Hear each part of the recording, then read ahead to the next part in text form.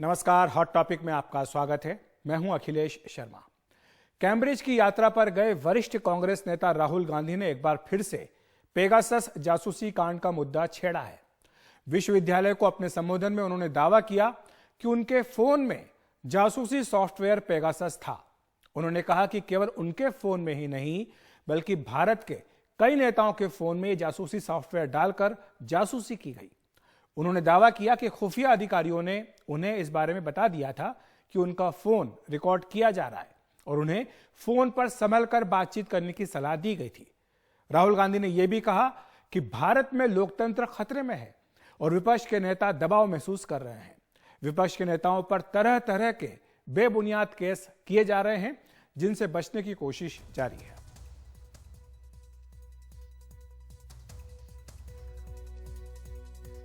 So that's what I described: capture and control of media and the judiciary, surveillance and intimidation. I myself had Pegasus on my phone. Large number of politicians have Pegasus on my phone, on their phone. I've been called by intelligence officers who tell me, "Listen, please be careful what you're saying on the phone because we are sort of recording this stuff." So this is a constant pressure that we feel.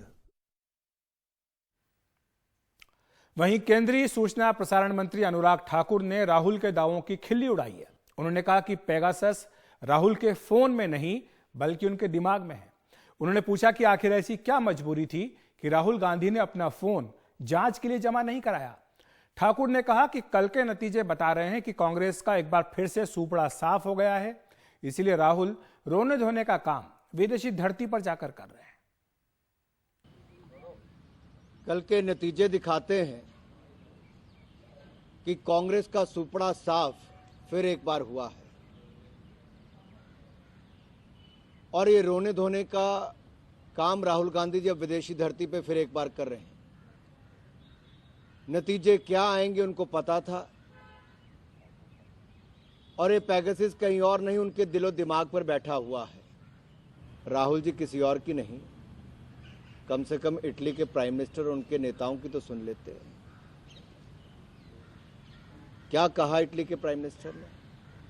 ये कहा कि दुनिया भर में मोदी जी को जितना प्यार मिलता है, जो एक लोकप्रिय नेता के रूप में वो उभरे हैं, आज वो एक मेजर लीडर, एक बड़े नेता के रूप में उनको स्वीकारा है।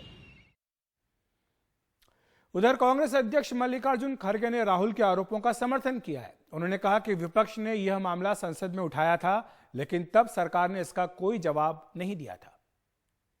ये सवाल हम पार्लियामेंट में भी उठाए और इस सवाल में हमारी एक ही पार्टी नहीं या राहुल गांधी जी अकेले ही नहीं, पूरा सदन इसको उठाया, लेकिन गवर्नमेंट इस इशू पे सच्चाई बताना नहीं चाहती और जब पार्लियामेंट में ही ट्रांसपेरेंसी नहीं है और हर चीज़ छुपाना, इवन जो क्वेश्चन हम डालते हैं उसको रिप्लाई भी, बहुत से रिप्लाई रिजेक्ट होते हैं, नहीं देते हैं।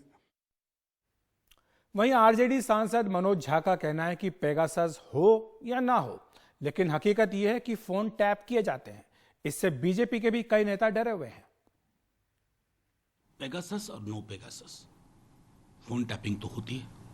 खुद बीजेपी के लोग किसी एक राज्य के उप मुख्यमंत्री पर यही आरोप लगा रहे हैं। माफ कीजिएगा, तो फोन टैपिंग की हकीकत से इनकार नहीं हो सकता।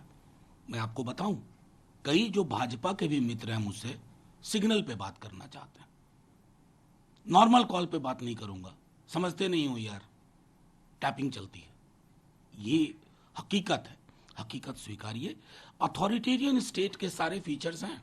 आप जिस सरकार के मंत्री हैं और लोग इस बात को समझते हैं, किसकी सुई कहां अटकी है ना, आने वाला दिन बताएगा। और ये मामला है क्या? आखिर राहुल गांधी क्यों कह रहे हैं कि उनके फोन में पेगासस डाला गया था? आपको बता दें, याद दिला दें बल्कि कि 2 साल पहले पेगासस जासूसी मामले ने पूरे देश को हिलाकर रख दिया था। यह मामला हुआ यह था कि कुछ खोजी पत्रकारों का एक समूह था जिसने दुनिया भर में कई देशों में पेगासस का दावा किया था कि ये फोन में इसके जरिए जासूसी की जा रही है, और भारत में भी दावा किया गया था कि भारत में भी कई लोगों की जासूसी हुई है पेगासस सॉफ्टवेयर के जरिए। और ये इजरायली स्पाई सॉफ्टवेयर है पेगासस, इसको मोबाइल फोन में डाल दिया गया और उसके बाद इससे जासूसी कराई गई। सारा डेटा आपका फोन पर, आप किससे बात कर रहे हैं, क्या मैसेजेस कर रहे हैं, ये सारा जो सर्वेलेंस कर रहा है उसके पास पहुंच जाता है। ऐसा पेगासस को लेकर दावा किया गया था। यह भी दावा किया गया था कि राहुल गांधी हों, प्रशांत किशोर हों या फिर अभिषेक बनर्जी हों, ये तमाम 100 से भी ज्यादा ऐसे लोग थे जिनके मोबाइल में पेगासस डालकर जासूसी कराई गई। ये इन खोजी पत्रकारों का दावा था। इसके बाद संसद में जबरदस्त तरीके से हंगामा किया गया था।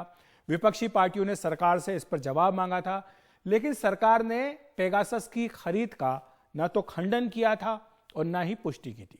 विपक्ष बार बार यह पूछ रहा था कि आप केवल यह बता दीजिए कि आपने इजराइल की इस कंपनी से पेगासस खरीदा है या नहीं खरीदा है, लेकिन सरकार ने ना तो उसका खंडन किया था और ना ही पुष्टि की थी। बाद में कुछ लोगों ने इसको सुप्रीम कोर्ट में चुनौती दी थी।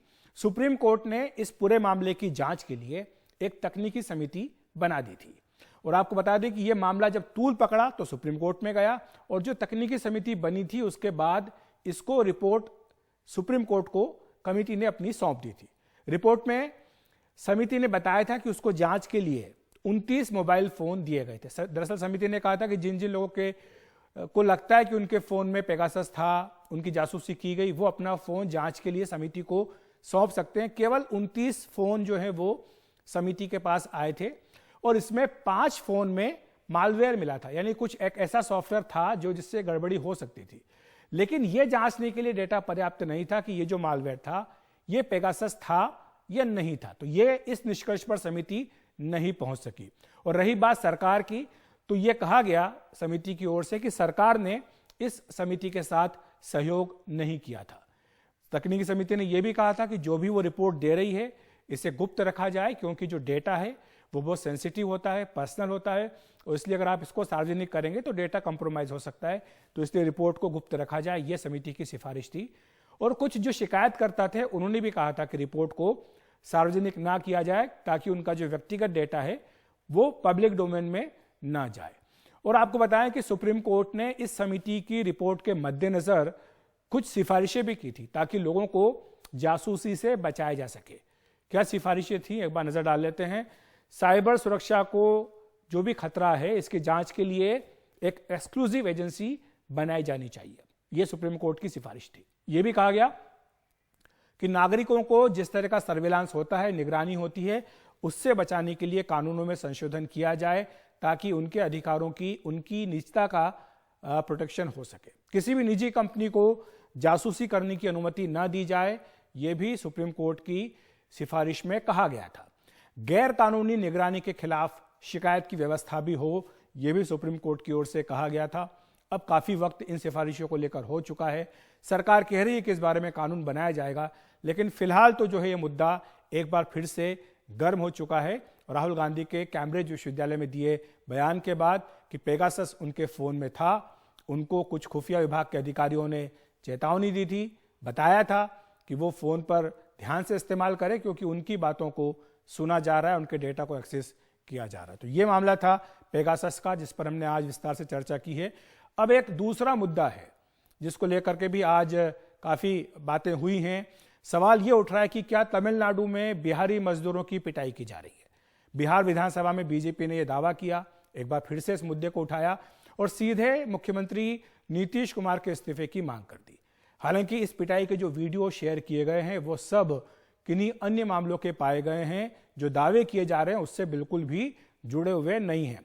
और रहा सवाल तमिलनाडु पुलिस का, तो उसने इस तरह की किसी भी घटना का साफ तौर पर खंडन किया है, लेकिन अफवाहें हैं जो रुकने का नाम नहीं ले रही हैं। डायरेक्ट हमसे बात किया है महोदय, और सारा इसका एक विशेष टीम गठित करके भेजें और जांच करा दें। बिहार विधानसभा में बीजेपी का हंगामा। माननीय नेता प्रतिपक्ष, अगर हम लोगों पर विश्वास नहीं है तो आप ही के देश के गृह मंत्री हैं, उन्हीं से जांच करवा लीजिए। राज्य गृह मंत्री भी बिहार के, उनसे जरा पूछ लो। बीजेपी नेताओं ने आरोप लगाया कि तमिलनाडु में बिहारी मजदूरों को पीट कर भगाया जा रहा है। उन्होंने इस मुद्दे पर नीतीश का इस्तीफा तक मांग लिया। ये तमाम विषय को गंभीरता से लेनी चाहिए। एक सर्वदलीय टीम पदाधिकारियों के साथ भेजें और हमारे जो बिहार के श्रमिक हैं, युवा हैं, उनको सुरक्षित लाने की व्यवस्था बने। नीतीश ने इस मामले में ट्वीट कर जांच की बात कही। बीजेपी के निशाने पर तेजस्वी भी रहे, जिन्होंने 1 मार्च को स्टालिन के जन्मदिन में हिस्सा लिया था। लेकिन तेजस्वी ने साफ तौर पर पिटाई की खबरों को अफवाह बताया। श्री शैलेंद्र बाबू, डीजीपी तमिलनाडु का बयान। मैं शैलेंद्र बाबू, पुलिस महानिदेशक और पुलिस बल तमिलनाडु का प्रमुख बोल रहा हूं। बिहार में किसी ने ये कहते हुए एक झूठा और शरारती वीडियो पोस्ट किया है कि तमिलनाडु में बिहार के प्रवासी श्रमिकों पर हमला किया गया है। 2 वीडियो पोस्ट किए गए, जिस वीडियो का शायद हो सकता है आप जिक्र कर रहे हो, दोनों वीडियो झूठे हैं। ये दोनों घटनाएं काफी पहले त्रिपुर और कोयम्बटूर जिलों में हुई थी। कोयम्बटूर का वो स्थानीय निवासी केवल लोकल तमिल लोग आपस में लड़ रहे हैं। यह एक तथ्य है कि तथ्यों को तोड़ा मड़ोड़ा जा रहा है ताकि ऐसा लगे कि तमिलनाडु में बिहारी के प्रवासी श्रमिक पर हमला किया गया है।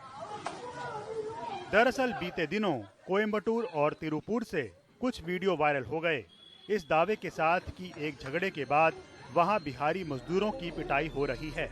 लेकिन जांच में वो वीडियो कुछ दूसरे मामलों के पाए गए।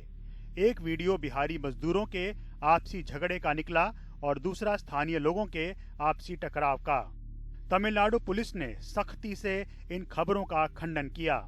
वो एक्चुअली न्यूज़ जो है उसमें ये है कि एक बंदा दिखाया जा रहा है कि जो उसको रोड पे नीचे बिठा के उसको पीटा जा रहा है और उसको मारा जा रहा है, लेकिन ऐसा कोई संभव, ऐसा कोई इशू या ऐसा कुछ तिरुपुर सिटी में हुआ ही नहीं है। इसके खिलाफ एक FIR आज रजिस्टर की जा रही है तिरुपुर सिटी में, और जो बंदा इस अफवाह को फैला रहा है उसका एड्रेस हम IP एड्रेस वगैरह ट्रेस करके, या अपना जो भी सोर्स है उससे ट्रेस करके उसके खिलाफ एक सख्त कार्रवाई की जाएगी। हालांकि अफवाहें अभी थमी नहीं हैं। रेलवे अधिकारी सतर्क हैं कि वहां से कोई भगदड़ तो नहीं हो रही। फिलहाल प्रशासनिक चुस्ती से हालात सामान्य हैं। Bureau report, NDTV India.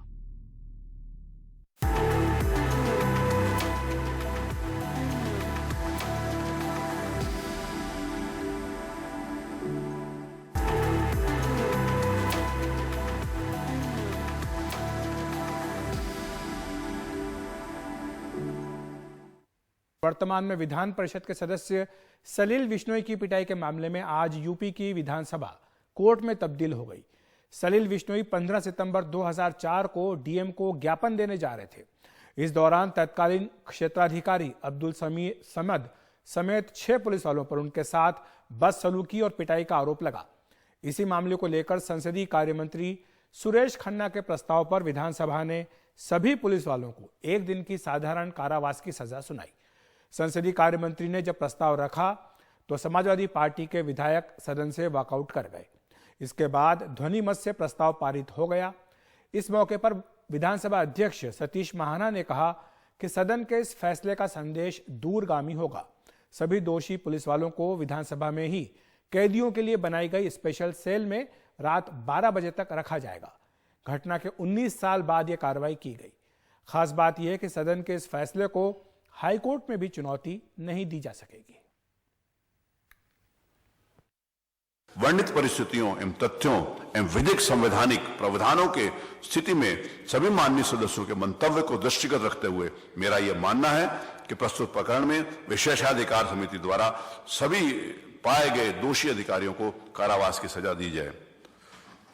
मैं माननीय संसदीय कार्य मंत्री द्वारा जो प्रस्ताव किया गया है कि प्राय 1 दिन का मतलब 24 घंटे होता है, लेकिन उन्होंने जो प्रस्ताव किया है मैं उससे सहमत हूं और आज भर के लिए ये 1 दिन का आज भर के लिए इम्प्रिजनमेंट की कार्रवाई होगी। तो हॉट टॉपिक में इतना ही। नमस्कार।